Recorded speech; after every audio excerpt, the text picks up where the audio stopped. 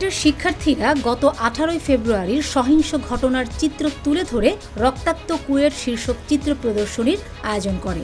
শিক্ষার্থীরা তাদের দাবি এবং কুয়েটে ছাত্রদের উপর হামলার নৃশংসতা যাতে ভুলভাবে ব্যাখ্যা করা না হয় তার প্রমাণস্বরূপ এই প্রদর্শনী করেন।